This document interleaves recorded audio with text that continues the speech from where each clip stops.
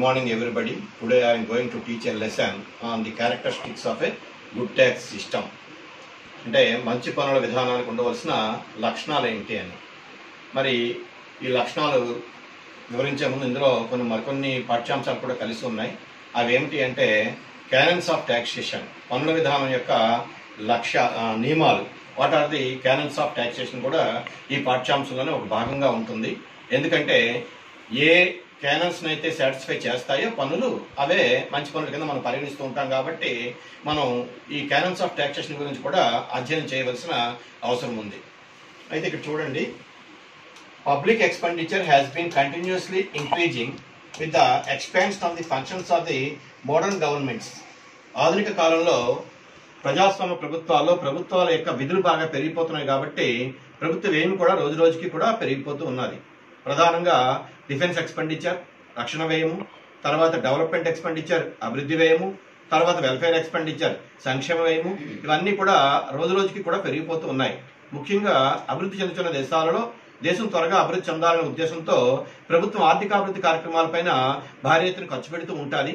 తర్వాత రాజకీయంగా అనేక కారణాల వలన సంక్షేమ వ్యయం కూడా పెంచుతూనే ఉన్నది. మనం చూస్తూ ఉన్నాం, కేంద్ర ప్రభుత్వాలు, రాష్ట్ర ప్రభుత్వాలు అనేక పథకాలు ప్రకటించి, అంటే ఓట్ల కోసం కానివ్వండి, లేదా వాళ్ళ సంక్షేమం కోసం కానివ్వండి, మొత్తానికి ఏమిటంటే సంక్షేమ కార్యక్రమాలపైన కూడా బాగా వ్యయం పెంచేస్తున్నాయి.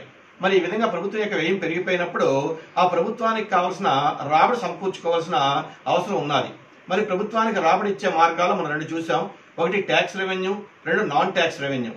మరి నాన్ ట్యాక్స్ రెవెన్యూ కన్నా ప్రభుత్వాలు ఎక్కువగా ట్యాక్స్ రెవెన్యూ పైన ఆధారపడుతూ ఉంటాయి. అంటే పన్ను రూపాయన వచ్చే రాబడి పైన ఆధారపడుతూ ఉంటాయి. అందులో ప్రధానంగా ప్రత్యక్ష పన్నులు, పరోక్ష పన్నులు ఉంటాయి. అది ఇదివరకే మనం చూసాం. అభివృద్ధి చెందిన దేశాల్లో అయితే they are depending on direct taxes, whereas in developing economies the governments depending on indirect taxes. అది చూద్దాం. ఇక్కడ ఏంటంటే the tax revenue is the most important or most productive source of income. So we should study what are the characteristics of a good tax system. అంటే ప్రభుత్వానికి పన్నులే ప్రధానమైన రాబడి మార్గం కాబట్టి మరి మంచి పన్నులకు ఎలాంటి లక్షణాలు ఉండాలి. ఎందుకంటే పన్నుల విధానం అమలు చేయడం అనేది కత్తి మీద సాములాడే ప్రభుత్వానికి చాలా క్లిష్టమైన ప్రక్రియ.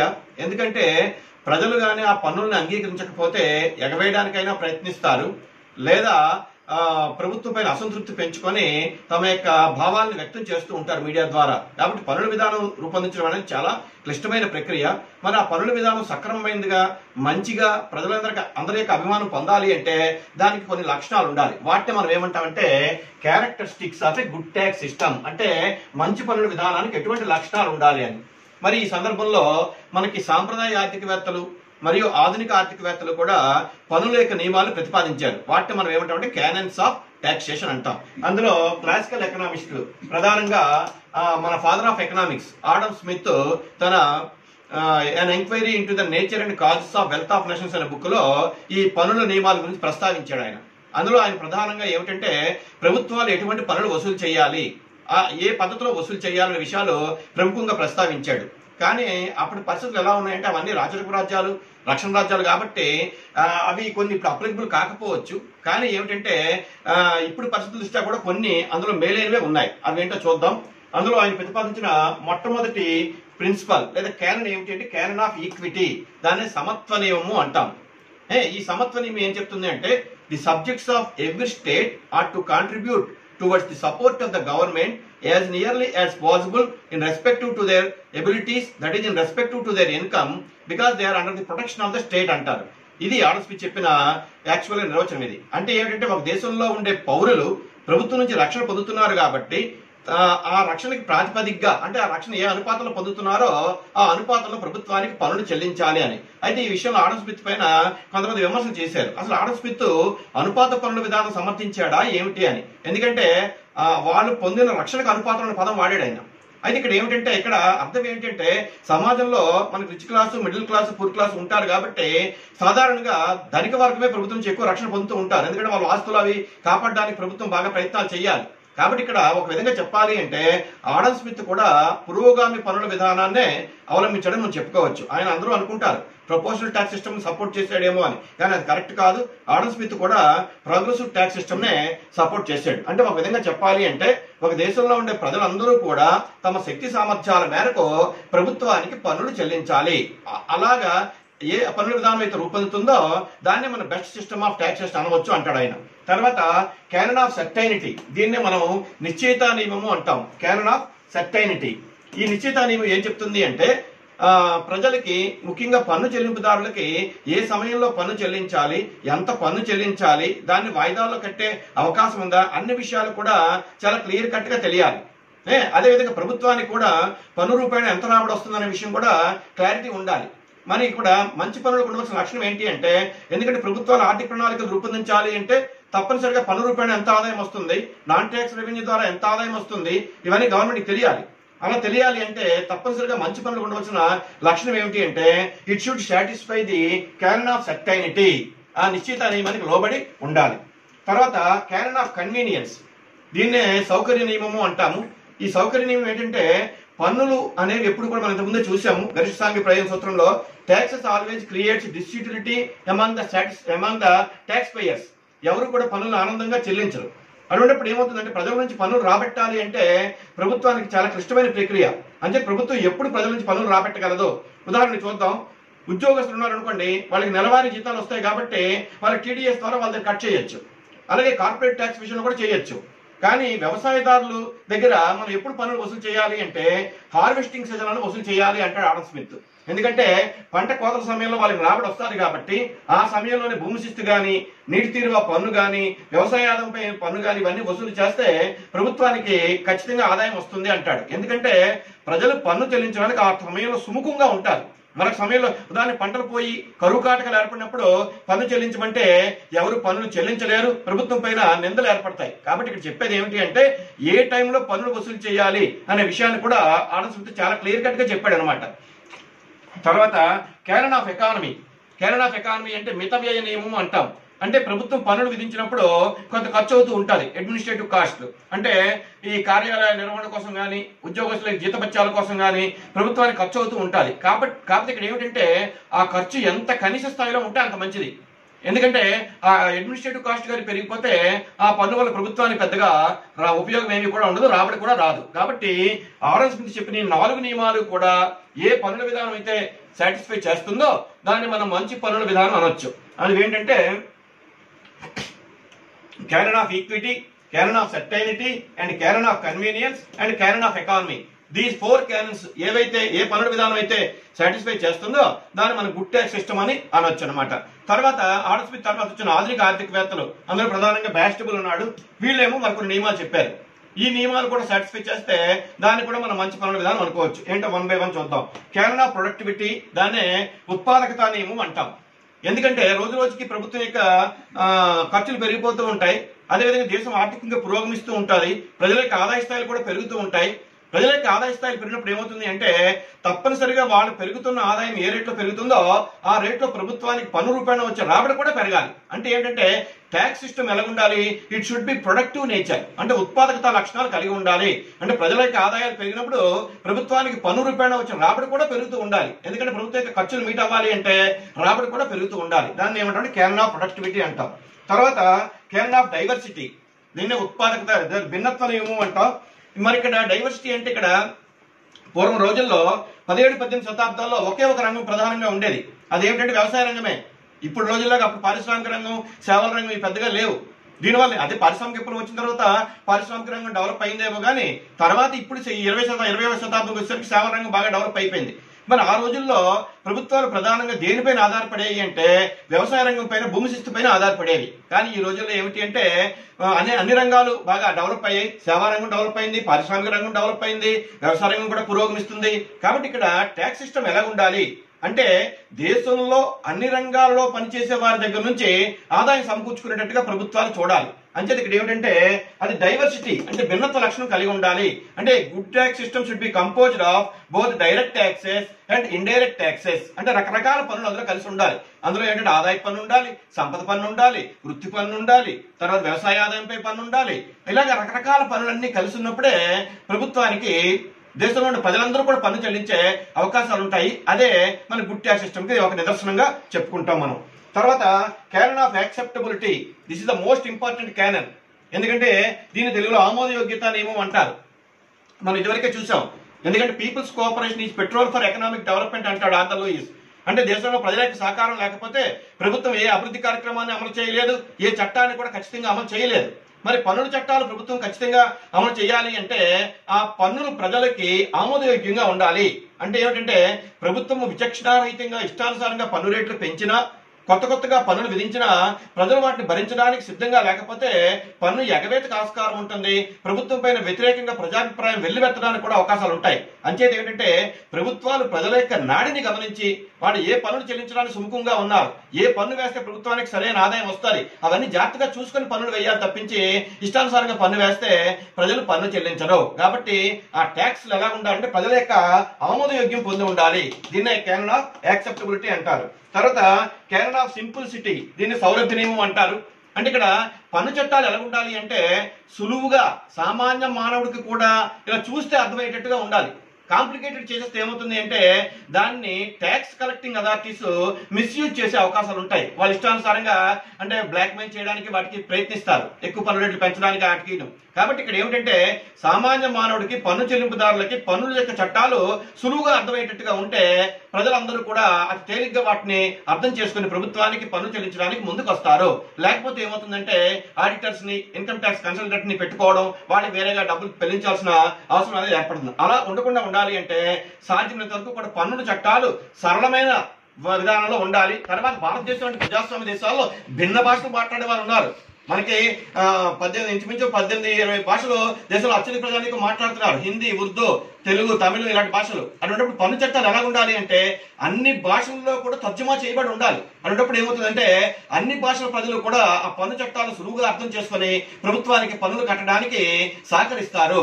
లేనప్పుడు ఏమవుతుందంటే అది కేవలం ఇంగ్లీష్ లో ఉంటే అది కొంతమందికి అర్థం కాక వాళ్ళు మళ్ళీ ఇన్కమ్ ట్యాక్స్ కన్సల్టెంట్ దగ్గరికి వాళ్ళకి వెళ్లాల్సి వస్తుంది. కాబట్టి పన్ను చట్టాలు అన్ని భాషల్లో కూడా ప్రజలకి అందుబాటులో ఉండాలి. తర్వాత ఈ క్యానన్ ఆఫ్ యాక్సెప్టబిలిటీ, సౌలభ్య నియమము. తర్వాత ఈ గుడ్ ట్యాక్స్ సిస్టమ్ ఏంటవ్వాలి? Good tax system should satisfy the above canons of taxation. అంటే మంచి పన్నుల విధానం ఎలా ఉండాలి? ఆడమ్ స్మిత్ చెప్పిన ఈ 4 నియమాలని మరియు ఆధునికవేత్తలు చెప్పిన ఈ 4 నియమాలు అన్నింటినీ కూడా ఏ పన్నుల విధానం అయితే సంతృప్తి పరుస్తుందో అటువంటి పన్నుల విధానమే మనము మంచి పన్నుల విధానం అంటాం. అయితే ఈ సందర్భంలో విద్యార్థుల విషయం బాగా గమనించండి. ఒక్కోసారి ఎగ్జామినేషన్ లో పన్ను విధింపు నియమాలు అనేది వేరే ప్రశ్నగా పడుతుంది. అటువంటిప్పుడు ఏమిటంటే దీన్ని మీరు సెపరేట్ చేసి రాయాల్సి ఉంటుంది. ఎందుకంటే what are the canons of taxation. అటువంటిప్పుడు ఏం రాయాలంటే క్లాసికల్ ఎకనామిక్స్ ప్రతిపాదించిన మరియు ఆధునిక ఆర్థికవేత్తలు ప్రతిపాదించిన అన్ని పన్ను నియమాలని మనం విడివిడిగా పెట్టుకొని రాయాల్సి ఉంటుంది. Characteristics of a good tax system లో మనం ఇంతవరకు చూసింది ఏమిటి అంటే ఏ పన్నుల విధానం అయితే సాంప్రదాయ ఆర్థికవేత్తలు మరియు ఆర్థికవేత్తలు ప్రతిపాదించిన పన్ను విధింపు నియమాలకు లోబడి ఉంటాయో ఆ ట్యాక్స్ సిస్టమే గుడ్ ట్యాక్స్ సిస్టమ్ అనుకున్నాం. అవన్నీ ఆల్రెడీ మనం చూసాం. ఏమిటంటే సాంప్రదాయ ఆర్థికవేత్తలు ప్రతిపాదించిన ఈ 4 పన్ను విధింపు నియమాలు, ఆధునిక ఆర్థికవేత్తలు ప్రతిపాదించిన ఈ పన్ను విధింపు నియమాలు, ఇవన్నీ కూడా ఏ పన్నుల విధానం అయితే సంతృప్తి పరుస్తుందో దాన్ని గుడ్ ట్యాక్స్ సిస్టమ్ అన్నాం. అయితే ఇంకా కొంచెం డీటెయిల్ గా మరికొన్ని విషయాలు వివరిస్తాను చూడండి. ఇందులో డాల్టన్ ఒక విషయం చెప్తాడు. ఎందుకంటే మన పబ్లిక్ ఫైనాన్స్ అంతా కూడా డాల్టన్, షిర్రాసు, వ్యాస్టబుల్, ఉర్సులా హిక్స్ వీళ్ళు ఎక్కువగా వస్తూ ఉంటారు. కాబట్టి వాళ్ళ ఒపీనియన్స్ కూడా మనం పరిశీలిద్దాం. ఎందుకంటే పన్నుల విధింపుకు సంబంధించి వాళ్ళ యొక్క అభిప్రాయాలు చాలా విలువైనవి కాబట్టి అవి చూద్దాం. సో డాల్టన్ ఏమంటాడంటే పన్నుల విధింపు వల్ల కలిగే హానికరమైన ప్రభావాలు కనిష్ట స్థాయిలో ఉండాలి. ఎందుకంటే taxes always creates distributivity among the tax payers. ఆ విషయాన్ని మనం గరిష్ట సాంఘిక ప్రయోజన సూత్రంలో చూసాం. అంటే పన్నులు ప్రజలకు ఎప్పుడు కూడా కొంచెం ఇబ్బందిగా ఉంటాయి చెల్లించడం. కాబట్టి ఏమిటంటే దే ఫీల్ సమ్ ఇన్కన్వీనియన్స్. అన్నప్పుడు ఏం చేయాలి? ఆ హానికరమైన ప్రభావాన్ని కనిష్ట స్థాయిలో ఉంచేటట్టుగా ప్రభుత్వం చూడాలి. ప్రభుత్వం ఖర్చు పెట్టేటప్పుడు వచ్చే ప్రయోజనం గరిష్టంగా ఉండేట్టు చూస్తే మంచిదే. కానీ పన్నులు విధించినప్పుడు మాత్రం ప్రజలు చేసే త్యాగాన్ని కనిష్ట స్థాయిలో ఉండేట్టుగా చూసుకోవాలి. అదే ఇక్కడ విషయం చెప్తున్నాం. పన్నుల విధింపు వల్ల కలిగే హానికరమైన ప్రభావాలు కనిష్ట స్థాయిలో ఉండేట్లుగా ఉండాలి. The best system of taxation from the economic point of view is that which has the best or the least bad economic effects. Best or least bad economic effects అంటే మంచి ఆదర్శవంతంగా ఉండాలి, తక్కువ హానికరమైన ప్రభావాలు ఉండాలి అంటాడు డాల్టన్. తర్వాత it should not adversely effect production throw effects on the ability to work, save and invest. సాధారణంగా ఆర్థిక వ్యవస్థ పైన ప్రతికూల ప్రభావాలు పడితే మొదటిగా మోసం వస్తుంది. ఎందుకంటే పన్నుల విధింపు వల్ల ప్రజలు కొన్ని కోల్పోతారు, తమ ఆదాయాన్ని కొంత భాగాన్ని కోల్పోతారు. కాబట్టి అది ఎలా ఉండాలి? It should not adversely effect their efficiency. దేశంలో ప్రొడక్షన్ నెగిటివ్ గా ఎఫెక్ట్ అవ్వకూడదు, తర్వాత వాళ్ళ యొక్క సేవింగ్ కూడా నెగిటివ్ గా ఎఫెక్ట్ అవ్వకూడదు, వాళ్ళ యొక్క పెట్టుబడి కూడా నెగిటివ్ గా ఎఫెక్ట్ అవ్వకూడదు. అదే విషయం చెప్తున్నాడు. It should not adversely effect production throw effects on the ability to work, save and invest. For example మనం ఇన్కమ్ ట్యాక్స్ తీసుకుందాం. ఇన్కమ్ ట్యాక్స్ తీసుకుంటే ఏమవుతుందంటే ఒక స్థాయి దాటిపోయిన తర్వాత ప్రభుత్వాలు ఏమిటంటే దానిపైన కూడా సర్చార్జీలు కూడా వేసేస్తున్నాయి. ఆ సర్చార్జీలు వేయడం వల్ల ఏమవుతుందంటే పన్ను చెల్లింపుదారులో ఒక రకమైన అసంతృప్తి ప్రబలిపోతున్నది. దీనివల్ల ఏమవుతుందంటే ఎందుకు మనం అదనంగా పని చేయాలి, దానివల్ల ఏంటి ఉపయోగం, మనం కష్టపడి సంపాదించిన అందులో ప్రభుత్వమే తీసుకుంటారు కదా అనే భావన వస్తుంది. అలాగే సేవింగ్స్ పైన ఇప్పుడు ప్రజెంట్ సిచ్యువేషన్ చూసుకుంటే సేవింగ్స్ పైన ఎంతవరకు లిమిట్ ఉంది? 1,50,000 ఉంది. కాబట్టి పొదుపు చేసే వాళ్ళకి ఏమనిపిస్తుంది? చాలే 1,50,000 సేవింగ్ చేస్తే చాలే అనిపిస్తుంది.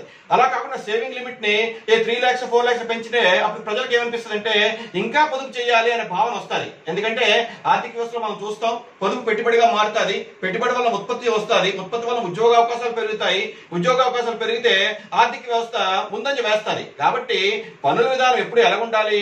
అది ప్రోత్సాహకరంగా ఉండాలి. అంటే ప్రజల యొక్క పొదుపును ప్రోత్సహించేటట్టుగా ఉండాలి, పెట్టుబడిని ప్రోత్సహించేటట్టుగా ఉండాలి, వాళ్ళ యొక్క పని సామర్థ్యాన్ని పెంచేటట్టుగా ఉండాలి. అలాంటి పన్నుల విధానాన్నే మంచి పన్నుల విధానం అని అంటారని డాల్టన్ గారి యొక్క అభిప్రాయం. తర్వాత మంచి పన్నుల విధానం మరొక లక్షణం మల్టిపుల్ ట్యాక్సెస్. దీన్ని బహుళ పన్నుల పద్ధతి అంటాం. ప్రత్యక్ష పరోక్ష పన్నులను అభిలషణీయ పద్ధతిలో సమ్మిళితం చేయాలి. ఎందుకంటే సమాజంలో అందరూ కూడా ప్రత్యక్ష పన్నులు కడతారంటే కట్టలేరు. భారతదేశం అనే దేశాల్లో ఆర్థిక సమాజం చాలా ఎక్కువగా ఉన్నాయి. అటువంటిప్పుడు పేదవర్గం కానీ బీపీఎల్ కేటగిరీస్ కానీ వీళ్ళు డైరెక్ట్ ట్యాక్స్ కట్టకపోవచ్చు. ఎందుకంటే వాళ్ళకి పెద్ద సంపద ఉండదు, పెద్ద ఆదాయం ఉండదు. కాబట్టి ఇక్కడ ఏమిటంటే పన్నుల ద్వారా ప్రభుత్వానికి రాబడి సమకూరాలి అంటే ప్రత్యక్ష పన్నుల్ని పరోక్ష పన్నుల్ని మనం రెండింటి కలిపి ఉపయోగించుకోవాలి. కాబట్టి ఇదే విషయం చెప్తున్నాడు. It is best to rely on a few substantial taxes for the bulk of the tax revenue. ఇక్కడ ఒక కొంతమందికి ఒక రకమైన అభిప్రాయాలు వచ్చాయి. ఏమిటంటే ఏక పన్ను విధానం మంచిదా, బహుళ పన్ను విధానం మంచిదా అని. మరి పూర్వం రోజుల్లో వ్యవసాయ రంగమే ప్రధాన రంగం కాబట్టి వ్యవసాయ ఆదాయం పైన పన్నులు వేసేవారు. కానీ ఇప్పుడు అన్ని రంగాల్లో ప్రజలు ఆదాయం సంపాదిస్తున్నారు కాబట్టి మల్టిపుల్ ట్యాక్స్ సిస్టమ్ ఉండాలి అని ఇప్పుడు అభిప్రాయం. కాబట్టి ఇక్కడ ఏమిటంటే ప్రభుత్వం చిన్న చిన్న పన్నుల్ని 1,00,000 పన్నులు వేసే కన్నా ఎక్కువ ఆదాయం ఇచ్చే కొద్ది పన్నులైనా పన్నుల విధానంలో రూపొందిస్తే దానివల్ల మంచి ఆదాయం ప్రభుత్వానికి వచ్చే అవకాశం ఉంటుంది. అదే విషయాన్ని డాల్టన్ వ్యక్తపరుస్తారు అనమాట. కాబట్టి ఏ good tax system should B composed of both direct and indirect taxes. Then only all the people of the country comes under the purview of the tax system. Next, progressive. ఇది ఏంటంటే మంచి పన్నుల విధానం పురోగామి పన్నుల సూత్రాలకు అనుగుణంగా ఉండాలి. ఈ సందర్భంలో వాగ్నర్ చెప్తాడు మనకి. వాగ్నర్ యొక్క ప్రభుత్వ కార్యకలాపాల ఫలితాల సూత్రం అని మనం పబ్లిక్ ఎక్స్పెండిచర్ చూద్దాం. ఆయన ఒక అభిప్రాయం చెప్తాడు. ఈయన జర్మన్ ఎకనామిస్ట్. ఈయన ఏమంటే వాగ్నర్ అనే జర్మన్ ఆర్థికవేత్త ఏ good tax system should reduce the inequalities of income అనే స్టేట్మెంట్ ఇచ్చాడు ఆయన. అంటే మంచి పన్నుల విధానం ఎలా ఉండాలి అంటే సమాజంలో ఆర్థిక అసమానతలు కానీ ఉంటే వాటిని నివారించేటట్టుగా మంచి పన్నుల విధానం తయారు చేసుకోవాలి అంటాడు ఆయన. మన భారతదేశం తీసుకుంటే inequalities are so many types. For example inter personal inequalities ఉన్నాయి, ఇంటర్ రీజనల్ ఇన్ఈక్వాలిటీస్ ఉన్నాయి, ఇంటర్ సెక్టరల్ ఇన్ఈక్వాలిటీస్ కూడా ఉన్నాయి మనకి. ఉదాహరణకి ఇంటర్ పర్సనల్ ఇన్ఈక్వాలిటీస్ తీసుకుంటే సమాజంలో హ్యావ్స్ హ్యావ్ నాట్స్ ఉన్నారు, అంటే ఉన్నవారు లేనివారు. వాళ్ళు ఇంకా సబ్ కేటగిరీ చేసుకుంటే rich class, middle class, poor class కనిపిస్తున్నారు. అలాగే ఇంటర్ రీజనల్ డిస్పారిటీస్ తీసుకుంటే భారతదేశంలో ఉన్న అన్ని రాష్ట్రాలు కూడా ఒకే స్థాయిలో అభివృద్ధి చెందలేవు. ఉదాహరణకి పంజాబ్ బాగా డెవలప్ అయింది, లేదా హర్యానా డెవలప్ అయింది, లేదా సౌత్ ఇండియాలో కర్ణాటక డెవలప్ అయింది. దాని compare to though states Bihar కానీ ఒరిస్సా కానీ ఇవన్నీ కూడా వెనకబడిపోయి ఉన్నాయి.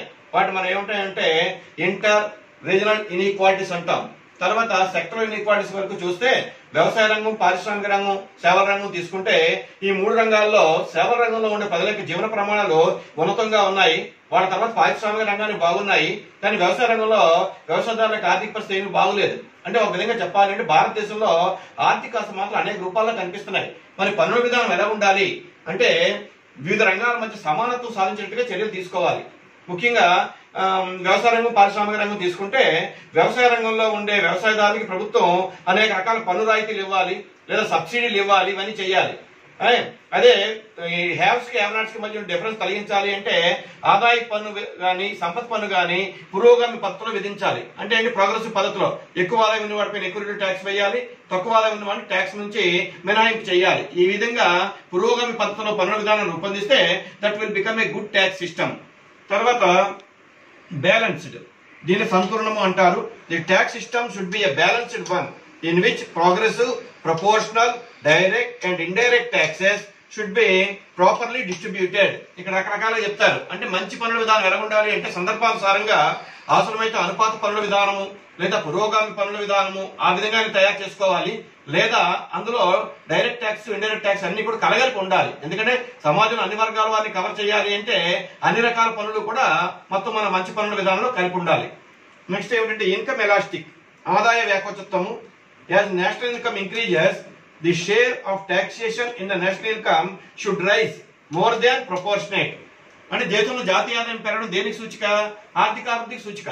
మరి ఆర్థికాభివృద్ధి జరుగుతున్నది అంటే ప్రభుత్వం కూడా భారీ ఎత్తున ఖర్చు పెట్టాల్సి వస్తుంది. అని ఉన్నప్పుడు ఏమిటంటే ప్రభుత్వం యొక్క ఖర్చులు పెరిగిపోతున్నాయి కాబట్టి ఆ ఖర్చుకు సరిపోయిన ఆదాయం సమకూర్చుకోవడానికి పన్నుల విధానం ఎలా ఉండాలంటే ఎలాస్టిక్ గా ఉండాలి, వ్యాకచత్వం లక్షణం కలిగి ఉండాలి. అంటే దేశంలో ప్రభుత్వం యొక్క ఖర్చులు పెరిగేటప్పుడు ఆ ఖర్చులు తట్టుకోవడానికి సరిపోయినట్టుగా పన్ను రూపేణ వచ్చే ఆదాయం కూడా పెరిగేటట్టుగా పన్నుల విధానాన్ని రూపొందించుకోవాలి. తర్వాత సింపుల్ గా చెప్పాలంటే tax system should be simple to understand and administer. ఇది ప్రధానంగా ఏమిటంటే ట్యాక్స్ సిస్టమ్ ఎప్పుడు కూడా కాంప్లికేటెడ్ గా ఉండకూడదు. మోర్ కాంప్లికేషన్ లీడ్స్ వలన దానివల్ల కరప్షన్ పెరుగుతుంది, ట్యాక్స్ ఎవేషన్ కూడా పెరుగుతుంది. కాబట్టి మంచి పన్నుల విధానం ఎప్పుడు ఎలా ఉండాలి? It should be as simple as possible. It should be easily understood by the common man also, and it should be easily administered by the tax collecting authorities also. అంటే ప్రభుత్వము ఆ పన్నుల విధానం అమలు చేయడానికి అనువుగా సులువుగా ఉండాలి, పన్నులు చెల్లించే వారికి కూడా ఆ పన్నుల విధానం సులువుగా అర్థమయ్యేటట్టుగా ఉండాలి. అలాగా ఈ లక్షణాలన్నీ ఏ పన్నుల విధానంలో అయితే ఉంటాయో అదే మనం బెస్ట్ సిస్టమ్ ఆఫ్ ట్యాక్సెస్ అనుకోవచ్చు. అంటే ఎలా ఉండాలంటే మల్టిపుల్ ట్యాక్సెస్ ఉండాలి, ప్రోగ్రెసివ్ నేచర్ కలిగి ఉండాలి, తర్వాత బ్యాలెన్స్డ్ నేచర్ కలిగి ఉండాలి, తర్వాత ఇన్కమ్ ఎలాస్టిక్ గా ఉండాలి. It should be as simple as possible. ఇలాగే అన్ని లక్షణాలు ఏ పన్నుల విధానంలో అయితే ఉంటాయో అటువంటి పన్నుల విధానాన్ని మనం ఏమంటామంటే మంచి పన్నుల విధానము అంటాం. తర్వాత యుఆర్ హిక్స్ అనే ఆర్థికవేత్త ఈ పన్నుల విధానానికి సంబంధించి అంటే గుడ్ ట్యాక్స్ సిస్టమ్ సంబంధించి ఆమె కొన్ని సూచనలు చేశారు. ఏమిటా సూచనలు చూద్దాం. ప్రభుత్వ వ్యయానికి తగినంత ఆదాయాన్ని సమకూర్చాలి. అది ఆల్రెడీ మనం ఎక్స్ప్లెయిన్ చేసుకున్నాం. ఏమిటంటే ప్రభుత్వ వ్యయం రోజు రోజుకి పెరిగిపోతూ ఉన్నది కాబట్టి ఆ వ్యయానికి సరిపోయిన ఆదాయం సమకూర్చుకునేటట్టుగా పన్నుల విధానం ఉండాలి. ఒకవేళ అలా సమకూర్చుకోకపోతే ఏమవుతుంది? ప్రభుత్వం ఇతర సోర్సుల పైన ఆధారపడాలి. ముఖ్యంగా బారోయింగ్స్ పైన కానీ అంటే రుణాలు తెచ్చుకోవడం కానీ లేదా డెఫిసిట్ ఫైనాన్సింగ్, కరెన్సీ అదనంగా ప్రింట్ చేయడం కానీ ఇవన్నీ చేయాలి.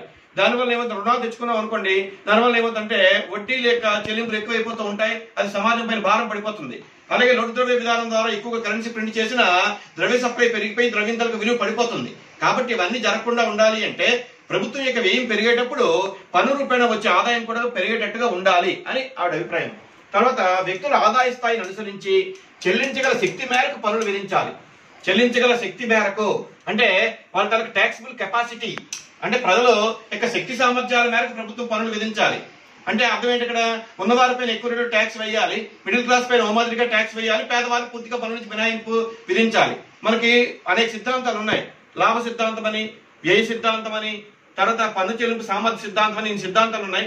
ఈ మూడు సిద్ధాంతాలకి ఇది బెస్ట్ థియరీ ఏది అంటే ఈ పన్ను చెల్లింపు సామర్థ్య సిద్ధాంతము, ఎబిలిటీ టు పే టాక్సేషన్. కాబట్టి ఇక్కడ ఏమిటంటే పన్ను చెల్లించగల సామర్థ్యాన్ని అనుసరించి ప్రభుత్వం కానీ పన్నులు విధిస్తే అది ఖచ్చితంగా మంచి పన్నుల విధానం అవుతుంది. తర్వాత ఎటువంటి విచక్షణ లేకుండా ఒకే పరిస్థితిలో ఉన్న వ్యక్తులపై ఒకే విధమైన పన్ను భారం ఉండాలి. అంటే ఈక్వల్ పీపుల్ పైన ట్యాక్స్ తాలూకు బర్డెన్ ఈక్వల్ గా ఉండాలి. ఒక విధంగా చెప్పాలి అంటే ఇది ప్రపోర్షనల్ కాకుండా ప్రోగ్రెసివ్ టాక్సేషన్ సపోర్ట్ చేస్తూ ఉంటుంది. ఈ విధంగా ఏమిటంటే సమాజంలో పన్నుల విధానం అమలు చేసినప్పుడు ప్రభుత్వము వ్యక్తులపైన కానీ పారిశ్రామిక సంస్థలపైన కానీ విచక్షణ చూపించకూడదు. కాబట్టి కొన్ని సందర్భాల్లో ఏమవుతుంది అంటే కొన్ని వర్గాల వారికి ప్రభుత్వాలు రాయితీలు ఇవ్వాల్సి వస్తాయి. ముఖ్యంగా వెనకబడిన ప్రాంతాల్లో పరిశ్రమలు పెట్టే వారికి కానీ లేదా MSMED micro small and medium enterprises వారికి కానీ ప్రభుత్వము వాళ్ళని ప్రోత్సహించడానికి అనేక రకాల రాయితీలు ఇవ్వచ్చు, తప్పేమీ లేదు. కాకపోతే ఏంటంటే కార్పొరేట్ రంగంలో అందరికీ కూడా ఒకే స్థాయిలో పన్నులు విధిస్తే దానివల్ల ఏమవుతుంది అంటే సమాజంలో సమన్యాయం చేకూరుతుంది. ఇవన్నీ కూడా యూహిక్స్ తాలూకా అభిప్రాయాలు. తర్వాత డెవలప్డ్ ఎకానమీస్ కి డెవలపింగ్ ఎకానమీస్ కి మనం ఏమైనా తేడాలు ఉన్నాయా ఈ గుడ్ ట్యాక్స్ సిస్టమ్ సంబంధించి? మరి డెవలప్డ్ ఎకానమీస్ కి డెవలపింగ్ ఎకానమీస్ కి తేడా, developed economies they are already developed. వాళ్ళ యొక్క జాతీయ ఆదాయ స్థాయి ఎక్కువగా ఉంటుంది, తలసరి ఆదాయ స్థాయి ఎక్కువగా ఉంటుంది, ప్రజలకు జీవన ప్రమాణాలు ఉన్నతంగా ఉంటాయి, దేశం అన్ని రంగాల్లో అభివృద్ధి చెంది ఉంటాయి. మరి అటువంటి దేశంలో ఏమవుతుందంటే పన్నుల విధానం యొక్క లక్ష్యం ఏమిటి అంటే ఆర్థిక స్థిరీకరణ అంటారు, ఎకనామిక్ స్టెబిలైజేషన్. అంటే వ్యాపార చక్రాలు అవి రాకుండా పన్నుల విధానం సమర్థవంతంగా అమలు చేసినట్టుగా ఉండాలి. కానీ భారతదేశం వంటి దేశాల్లో పన్నుల విధానం యొక్క లక్ష్యాలు వేరేగా ఉంటాయి. ఎందుకంటే భారతదేశం వంటి దేశాల్లో ఆర్థిక సమస్యలు చాలా ఎక్కువగా ఉన్నాయి. పేదరికం ఎక్కువ పక్కు ఉంది, నిరుద్యోగం విలయతాండవం చేస్తుంది, వనరులు నిరుపయోగంగా ఉన్నాయి, పొదుపు రేటు తక్కువగా ఉంది, పెట్టుబడులు పెద్దగా లేవు, నిరక్షరాస్యులు ఎక్కువగా ఉన్నారు, సాంకేతిక పరిజ్ఞానం లేదు. ఇటువంటి దేశంలో ఏమిటంటే పన్నుల విధానం ఇవన్నీ కూడా ఆ పరిశీలనలోకి తీసుకొని జాగ్రత్తగా రూపొందించుకోవాలి. అవి ఏంటో చూద్దాం. Cadence of taxation in developing economies. ప్రధానంగా ఆర్థిక మిగుళ్లు సేకరించి ఉత్పత్తి రంగాలకు తరలించుట. ఆర్థిక మిగుళ్లు సేకరించి ఉత్పత్తి రంగాలకు తరలించుట అన్నాం. సాధారణంగా ఏమిటంటే దేశం అభివృద్ధి చెందాలి అంటే మనకి దేశంలో ఉండే సర్ప్లస్ అంతా కూడా ప్రొడక్టివ్ లో ఉపయోగించాలి, ప్రొడక్షన్ యాక్టివిటీస్ లో. మరి అలా ప్రొడక్షన్ యాక్టివిటీస్ లో ఉపయోగించాలి అంటే ఆ మిగిలిన ఐడెంటిఫై చేయాలి. ప్రపంచంలో మనకందరూ ఒక చిన్న ఇండియన్ గురించి ఒక మాట్లాడుకుంటారు. భారతదేశంలో బంగారానికి ఉన్నంత వ్యామోహం ప్రపంచంలో ఏ దేశంలో లేదట. అంటే భారతీయులకి బంగారం పట్ల విపరీతమైన వ్యామోహం అంట. వీళ్ళు ఏమిటంటే కొద్ది గొప్ప పొదుపు చేసినా అది బంగారు రూపంలో దాచుకుంటారు, అది ఆర్థిక అభివృద్ధికి పెద్దగా ఉపయోగించరు. కాబట్టి ప్రభుత్వం ఏం చేయాలి అంటే ప్రజల దగ్గర నిగూఢంగా ఉండే పొదుపునంతటినీ కూడా రకరకాల పద్ధతుల ద్వారా సమీకరించి దాన్ని ఉత్పత్తి కార్యక్రమాల్లో వినియోగిస్తే దేశం త్వరగా అభివృద్ధి చెందే అవకాశాలు ఉంటాయి. అది ఫస్ట్ది. రెండోది అంటే వినియోగ వ్యయాన్ని తగ్గించి పొదుపు రేటు పెంచుట. దీన్ని మనం ఏమంటే ఎకనామిక్స్ భాషలో మార్జినల్ ప్రొపెన్సిటీ టు కన్జ్యూమ్ తగ్గాలి, మార్జినల్ ప్రొపెన్సిటీ టు సేవ్ పెరగాలి. మరి ఇలా జరగాలి అంటే ఏం చేయాలి? సాధారణంగా వినియోగ వ్యయము అనే విషయంలో మనం మాట్లాడేటప్పుడు సమాజంలో ఎవరి తాలూకా వినియోగ ప్రవృత్తి ఎక్కువగా ఉంటుంది, ఎవరి తాలూకా పొదుపు ప్రవృత్తి ఎక్కువగా ఉంటుందో ఆలోచించుకోవాలి. మనం ఆల్రెడీ మనం మైక్రో ఎకనామిక్స్ లో అనుకుంటూ ఉంటాం, పేదవారు మిడిల్ క్లాస్ తాలూకా వినియోగ ప్రవృత్తి ఎక్కువగా ఉంటుంది, రిచ్ పీపుల్ తాలూకా వినియోగ ప్రవృత్తి తక్కువగా ఉంటుంది, వాళ్ళ యొక్క పొదుపు ప్రవృత్తి ఎక్కువగా ఉంటుంది. అటువంటిప్పుడు ఏంటంటే రిచ్ పీపుల్ ఏం చేస్తూ ఉంటారు, తమ దగ్గర ఎక్కువగా ఉండే ద్రవ్యాన్ని కాన్షియస్ కన్జంప్షన్ చేస్తారు. దాన్ని దుబారా వినియోగము అంటే విదేశాల నుంచి రోల్స్ రాయ్స్ కారు దిగుమతి చేసుకోవడం, విలాసంగా జీవించడం ప్రయత్నాలు చేయడం చేస్తూ ఉంటారు. దీనివల్ల దేశానికి ఏం పెద్ద ఉపయోగం లేదు. కాబట్టి ఏం చేయాలంటే వాళ్ళ యొక్క అనవసర వినియోగాన్ని తగ్గించి ఆ పొదుపుని దేశ ఆర్థికాభివృద్ధి వినేటట్టుగా ప్రభుత్వం చర్యలు తీసుకోవాలి. ఇంకా పేదవారు కూడా మిడిల్ క్లాస్ వాళ్ళు కూడా ఏం చేస్తుంటారంటే ఎప్పుడైనా వాళ్ళ ఆదాయాలు పెరిగితే వాళ్ళు కూడా ఒక్కొక్కసారి ఆడంబర వినియోగాన్ని ప్రయత్నిస్తూ ఉంటారు. అటువంటిప్పుడు ఏం చేయాలంటే ప్రభుత్వం వాళ్ళ యొక్క ఆడంబర వినియోగాన్ని తగ్గించేట్టుగా చర్యలు తీసుకొని ఆ విధంగా పెరిగిన ఆదాయాన్ని పొదుపు చేసేటట్టుగా చర్యలు తీసుకుంటే దానివల్ల ఏమవుతుందంటే దేశం ఆర్థికంగా పురోగమిస్తుంది. మరి పొదుపు పెరగాలి అంటే ఎప్పుడు సాధ్యపడుతుంది? ప్రభుత్వము తన ఆదాయ పన్ను చట్టాల్లో కానీ సంపద పన్ను చట్టాల్లో కానీ పొదుపును ప్రోత్సహించే పథకాలను కానీ ప్రవేశపెడితే ఖచ్చితంగా పొదుపు పెరిగే అవకాశాలు ఉంటాయి. ఎప్పుడైతే పొదుపు పెరుగుతుందో పొదుపు వల్ల పెట్టుబడి పెరుగుతుంది, దేశం అభివృద్ధి చెందే అవకాశాలు ఉంటాయి. అది ఇంకా నెక్స్ట్ ఆర్థిక వ్యత్యాసాలు తగ్గించట, రిడ్యూసింగ్ ఎకనామిక్ ఇన్ఈక్వాలిటీస్. ఇది కూడా మోస్ట్ ఇంపార్టెంట్. డెవలప్డ్ ఎకానమీస్ కన్నా డెవలపింగ్ ఎకానమీస్ లో మనకి ఇన్ఈక్వాలిటీస్ ఎక్కువ కనిపిస్తాయి. మనం ఆల్రెడీ మన సైమన్ కుజినెట్స్ తాలూకా హైపోథసిస్ చూస్తుంటాం. ఏమిటంటే ఇన్వర్టెడ్ యూ హైపోథసిస్ అని ఇలా ఉంటుంది. అది అంటే యూ అక్షరాలు తిరిగేసినట్టుగా ఉంటుంది. అంటే ఆర్థిక వ్యవస్థ అభివృద్ధి చెందినప్పుడు క్రమేణా ఆర్థిక అసమానతలు పెరుగుతాయి, ఆర్థిక వ్యవస్థ ఉన్నతంగా అభివృద్ధి చెందితే ఆర్థిక అసమానతలు తగ్గిపోతాయి అంటాడు ఆయన. రైట్, బాగానే ఉంటుంది. మరి డెవలప్డ్ ఎకానమీస్ లో ఆల్రెడీ అభివృద్ధి చెంది ఉన్నారు కాబట్టి అక్కడ ఆర్థిక అసమానతలు తక్కువగా ఉంటాయి. కానీ డెవలపింగ్ ఎకానమీస్ లో ఆర్థిక అసమానతలు చాలా ఎక్కువగా ఉంటాయి. మరి ఆర్థిక అసమానతలు ఎక్కువగా ఉండేటప్పుడు పన్నుల విధానం ఎలా ఉండాలి? ఆర్థిక అసమానతలు తగ్గించేటట్టుగా దాన్ని తయారు చేసుకొని సమసమాజ స్థాపన తోడ్పడేటట్టుగా చూసుకోవాలి. తర్వాత ఉత్పత్తిని ప్రోత్సహించుట. ఇది మన ప్రజెంట్ సిచ్యువేషన్ చూస్తున్నాం. ఎందుకంటే ప్రస్తుతం మనం ఈ కరోనా వల్ల ఆర్థిక మాంద్యం బారిన పడిపోతామేమో అని చెప్పి గవర్నమెంట్ ఉత్పత్తిని ప్రోత్సహించడానికి అనేక ప్యాకేజెస్, స్టిమ్యులస్ ప్యాకేజెస్ ఇస్తున్నది, ముఖ్యంగా ఎంఎస్ఎంఈ రంగానికి ఇలాంటి వాటన్నిటికీ కూడా. కాబట్టి పన్నుల విధానం ఎలా ఉండాలి అంటే ఉత్పత్తిని ప్రోత్సహించేటట్టుగా ప్రభుత్వం ఎప్పటికప్పుడు చర్యలు తీసుకోవాలి. తర్వాత ఎగుమతిని ప్రోత్సహించట, export promotion. This is the most important. ఎందుకంటే అభివృద్ధి చెందుతున్న దేశాల్లో వీళ్ళు విదేశాల నుంచి అంటే మనం ఏవైతే ఉత్పత్తి చేసుకోలేమో అటువంటి వాటిని మనం దిగుమతి చేసుకుని ఎక్కువగా విదేశీ ద్రవ్యాన్ని వాళ్ళు చెల్లించాల్సి వస్తుంది. అటువంటిప్పుడు మనం ఏం చేయాలంటే ఆ ఉత్పత్తులను మనమే చేసుకొని తద్వారా మనమే వాటి విదేశాలకు ఎగుమతి చేస్తే మనకు ఎక్కువగా ఆదాయం సమకూరే అవకాశాలు ఉంటాయి. కాబట్టి ట్యాక్స్ పాలసీ అంటే కస్టమ్ డ్యూటీస్ ఇవన్నీ కూడా ఎలా ఉండాలి అంటే ఎక్స్పోర్ట్ ప్రమోషన్ కి అనుకూలంగా ఉండాలి, ఇంపోర్ట్ సబ్స్టిట్యూషన్ అంటే దిగుమతి ప్రత్యామ్నాయానికి కూడా అనుకూలంగా ఉండాలి. తర్వాత వ్యాపార చక్రాల నియంత్రణ, కంట్రోలింగ్ ఆఫ్ ట్రేడ్ సైకిల్స్.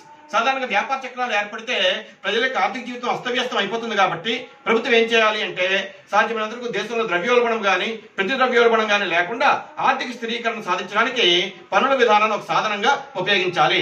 ముఖ్యంగా ఆర్థిక మాంద్య కాలంలో పన్ను రేట్లు బాగా తగ్గించాలి. మరి ప్రతి ద్రవ్యోల్బణ కాలంలో గవర్నమెంట్ అంటే ప్రజల యొక్క అదనపు కొనుగోలు శక్తిని కంట్రోల్ చేయడానికి కూడా ప్రయత్నాలు చేయాలి. దాన్నే ఎకనామిక్ స్టెబిలిటీ అంటాం. ఎందుకంటే growth with stability most important. మన వైపు దేశం అభివృద్ధి చెందాలి. అది ఎలాగ అభివృద్ధి చెందాలి? సుస్థిరంగా, అంటే నిలకడగా అభివృద్ధి చెందాలి. అంటే అర్థం ఏంటి? దేశంలో ఎటువంటి వ్యాపార చక్రాలు లేకుండా ఒక స్టేబుల్ గా వెళ్ళిపోవాలి ఎకానమీ. అలా వెళ్ళిపోవాలి అంటే దానికి కూడా మనం పన్నుల విధానాన్ని ఒక సాధనంగా వాడతాం. ఎందుకంటే ఫిస్కల్ పాలసీలో పన్నుల విధానమే ప్రధానమైంది. ఫిస్కల్ పాలసీలో 3 ఇంగ్రీడియంట్స్ ఉంటాయి: tax policy, expenditure policy, debt policy. అందులో ట్యాక్స్ పాలసీ ద్వారా మనం ఎకనామిక్ స్టెబిలిటీ సాధించడానికి ప్రయత్నాలు చేయాలి. తర్వాత economic development, this is the long term goal of every economy. ఎందుకంటే దేశంలో ఆర్థికాభివృద్ధి సాధించడం అనేది ఏ దేశానికైనా అది ప్రధానమైన లక్ష్యం, అది దీర్ఘకాలమైన లక్ష్యం అనొచ్చు. మరి ఆర్థికాభివృద్ధి సాధించడానికి పన్నుల విధానం ఎప్పుడు కూడా తోడ్పడేట్టుగా ఉండాలి. లేకపోతే ఏమవుతుంది అంటే వనరులు నిరుపయోగం అయ్యే ప్రమాదం ఉంటుంది. తర్వాత సుస్థిర అభివృద్ధి, సస్టైనబుల్ డెవలప్మెంట్. అంటే ఇక్కడ పన్నుల విధానాన్ని రూపొందించినప్పుడు ఈ కాన్సెప్ట్ కూడా ప్రభుత్వం దృష్టిలో పెట్టుకోవాలి. ఎందుకంటే ప్రభుత్వం ఏంటంటే భవిష్యత్తు తరాలకు కూడా మనకి కాకుండానే భవిష్యత్తు తరాలకు కూడా ట్రస్టీగానే ఉండాలి. కాబట్టి పన్నుల విధానం రూపొందించినప్పుడు ఏం చేయాలి అంటే వనరులు ఏమన్నా అయిపోతూ ఉంటే అయిపోతున్న వనరుల స్థానంలో పునరుత్పాదక వనరులని ప్రతిష్టాపించినట్టుగా పన్నుల విధానం తయారు చేసుకోవాలి. ఫర్ ఎగ్జాంపుల్ చూడండి, ఇప్పుడు భారతదేశంలో థర్మల్ పవర్ లేదా హైడల్ పవర్ ఇవన్నీ తగ్గిపోతూ ఉన్నాయి. దీని ప్రత్యామ్నాయంగా గవర్నమెంట్ ఏమంటుంది? న్యూక్లియర్, ఇది ఏంటంటే టైడల్ పవర్ లేకపోతే సోలార్ పవర్ ఇవన్నీ ఎంకరేజ్ చేస్తున్నది. కాబట్టి ఇక్కడ పన్నుల విధానం తయారు చేసినప్పుడు ఏం చేయాలి? ఎవరైతే సోలార్ పవర్ ప్లాంట్స్ ని ద్వారా విద్యుత్ శక్తి ఉత్పత్తి చేస్తారో వాళ్ళకి అనేక రకాల రాయితీలు, పన్నుల్లో రాయితీలు ప్రభుత్వం ఇవ్వాలి. ఇలాంటి రాయితీలు ఇస్తే ఏమవుతుందంటే భవిష్యత్తు గురించి కూడా మనం దృష్టిలో పెట్టుకున్నట్టుగా ఉంటుంది. ఈ విధంగా పన్నుల విధానం అనేది ప్రస్తుత అవసరాలు మాత్రమే కాకుండా భవిష్యత్తు అవసరాలు కూడా దృష్టిలో పెట్టుకొని రూపొందించుకోవాల్సిన అవసరం ఉంది. అంతిమంగా మనం చెప్పేది ఏమిటి అంటే సాంప్రదాయ ఆర్థికవేత్తలు ప్రతిపాదించిన ఈ నియమాలు, ఆధునిక ఆర్థికవేత్తలు ప్రతిపాదించిన ఈ నియమాలు, తర్వాత వచ్చిన ఆర్థికవేత్తలు అనేక మంది ప్రతిపాదించిన ఈ సూత్రాలు అన్నింటినీ కూడా పరిగణలోకి తీసుకొని మన పన్నుల విధానాన్ని తయారు చేసుకుంటే that will become a good tax system. అయితే ట్యాక్స్ సిస్టమ్ ఎంత పకడ్బందీగా రూపొందించినా ప్రధానంగా దాన్ని అమలు చేయడంలోనే మనకి సమస్యలు వస్తాయి. కాబట్టి ఆ సమస్యలు అధిగమించి చక్కగా అమలు చేస్తే అటువంటి పన్నుల విధానం వల్ల దేశానికి ఎంతో మేలు చేకూరుతుంది.